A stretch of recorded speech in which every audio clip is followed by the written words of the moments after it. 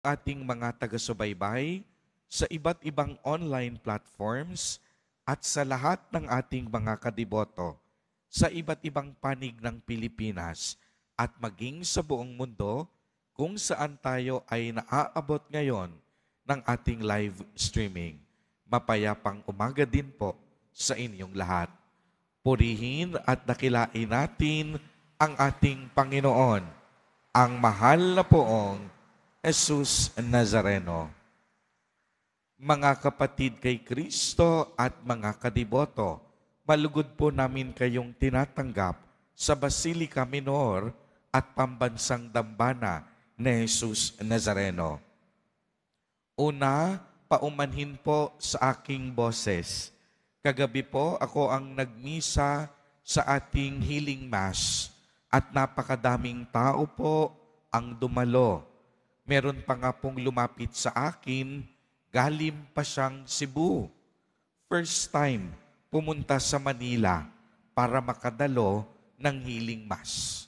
Kaya marami sa ating mga kadiboto dumadayo pa mula sa iba't ibang dako ng Pilipinas para makapagsimba dito sa tahanan at dambana ni Jesus Nazareno. At pagmasdan ninyo, alas 5 ng umaga, hindi pa po simbang gabi o misa de aguinaldo, pero hindi mahulugang karayom ang mga tao dito sa loob ng Quiapo Church. Mga taong nagpapasalamat at mga taong may masidhing pagmamahal kay Jesus Nazareno. Kaya ibigay natin ang pinakamalakas na palakpak sa ating Hari at tagapagligtas. Alam po ninyo, napakahalaga ng ating mga mata. Sa pamamagitan ng mata, nakikita natin ang kagandahan ng bawat nilikha ng Diyos. Kaya maaari bang tignan ninyo ang inyong mga katabi? Sige nga, pagmasdan ninyo ang kanilang mga mukha. Natakot ba kayo? Hindi, Father. Dapat nagandahan at nagwapuhan kayo. Dahil ang bawat isa sa atin, nilikha ng mabuting Diyos. At alam ninyo, yung mga mata natin, napakahalaga nito upang masilayan natin ang liwanag. At hindi lang basta liwanag, kung hindi liwanag ng kagandahang loob ng ating Diyos sa buhay. Sa pamamagitan din ng ating mga mata, nakikita natin ang kagandahan ng mga kulay. Pagmasdan ninyo, napakarami sa inyo nakasuot kulay maroon bilang tanda o kulay ni Jesus Nazareno. Hindi lamang iyon, kung tayo'y may mga mata, nakakapaglakad tayo ng maayos. Hindi tayo mabubunggo at malaya tayong makakakilos. Subalit alam po ninyo, sa panahon ngayon, nakakalungkot isipin na kalimitan hindi natin ginagamit ng tama ang ating mga mata. Kapag may kakulangang pisikal ang ating kapwa, nakikita agad ito ng ating mga mata. At minsan nakakalungkot, pinagtatawanan natin ang mga kapatid nating may kapansanan. Minsan, ginagamit din natin ang ating mga mata upang husgahan ang ating kapwa, lalong-lalo na yung paborito ninyong kapitbahay. Nakita nyo lang, may kumakatok na lalaki, boyfriend na agad niya. No? Minsan, ang mga mata natin ang nagiging sanhi upang tayo'y maging mapanghusga. Mahilig tayong mamuna, samantalang hindi natin nakikita ang ating mga sarili. Uulitin ko, bato-bato sa langit, ang tatamaan ay wag. Usong-uso yan sa mga Pinoy. Mahilig nating punain ang ating kapwa. Pero nakakalimutan nating tignan ang ating mga sarili. Narinig natin sa ating ebanghelyo ang pagtatagpo ni Jesus Nazareno at 2 bulag. Tinanong ni Jesus kung anong nais nila. At ang sabi nila, nais po naming makakita. Hinipo ni Jesus ang kanilang mga mata at sa pamamagitan din ng kanilang pananampalataya, ang 2 bulag nakakita. Alam ninyo, napakahirap ng kalagayan kapag kayo ay bulag noong panahon ni Jesus. Bakit kamo, Father? Ang mga bulag itinuturing na isinumpa. Bakit? Walang kwenta. Wala silang magagawa sa lipunan. Limitado ang kanilang mga kilos. Kaya kalimitan, anong ginagawa lang ng mga bulag noong panahon ni Jesus? Namamalimos at humihingi ng awa. Kaya para sa mga Hudyo, sila ay pabigat. Kaya kung ikaw ay bulag noong panahon ni Jesus, binabaliwala ka. Wala kang tinig sa lipunan.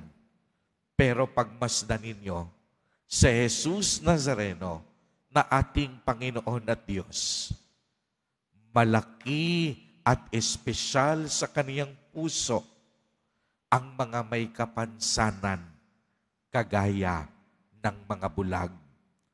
At ipinagkaloob ni Jesus Nazareno, ora mismo sa kaniyang pagkakahipo sa mga bulag, ang kanilang kagalingan. Kaya ang mga bulag nakakita. Pero alam ninyo, hindi lang sila nakakita ng pisikal at material na bagay. Nakakita sila higit sa lahat ng kabutihang loob ng Diyos sa kanilang buhay. Nakikita nila higit pa sa nakikita ng mata ang tunay na kalahagan ng pagmamalasakit, pagmamahal at kagalingan.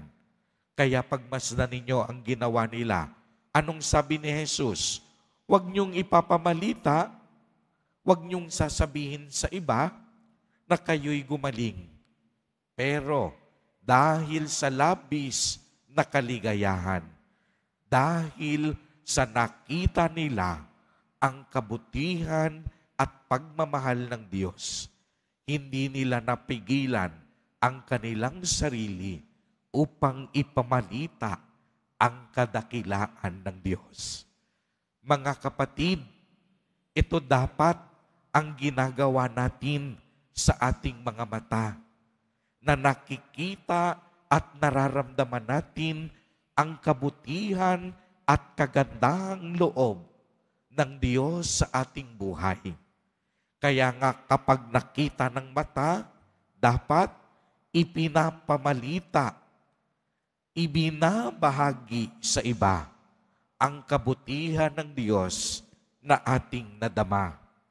Kaya nga ngayong panahon ng Adbyento, ngayong panahon na tayo'y naghahanda sa pagdating ng Panginoon, walang ibang magandang paghahanda kung hindi makita natin ang kabutihan at kagandahang loob ng Diyos sa ating buhay.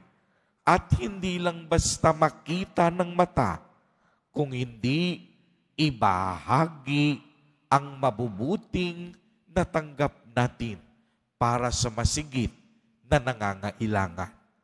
Kaya alam ninyo mga kapatid kay Kristo at mga kadiboto, mamaya uuwi kayo sa inyong mga sariling bahay o didiretso kayo sa inyong mga opisina.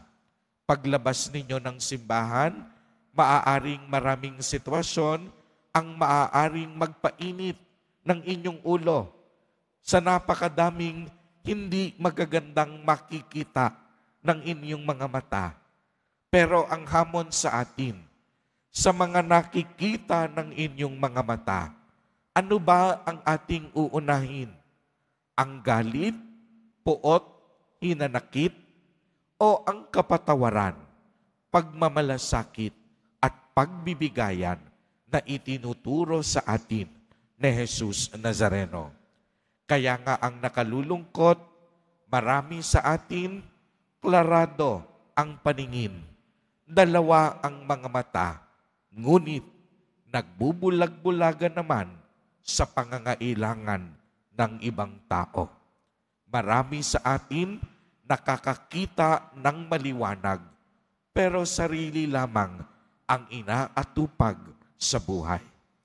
Ang mga mata natin ipinagkaloob ng Panginoon upang makita natin ang kagandahang loob ng Diyos na kumikilos sa ating buhay. Kaya ang hamon sa atin, gamitin natin ng tama ang ating mga mata, lalong-lalo na ang ating pagtingin sa buhay.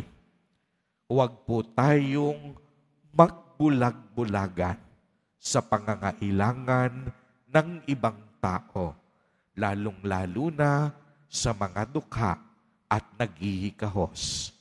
Gamitin natin ang ating mga mata, ang lente ng ating pagtingin, upang tayo mismo ay maging pagpapala para sa ibang tao, upang tayo mismo maging instrumento ni Jesus Nazareno sa kaniyang pagmamahal at kabutihang walang hanggan. Amen. Purihin at dakilain natin ang ating Panginoon, ang mahal na poong Jesus Nazareno.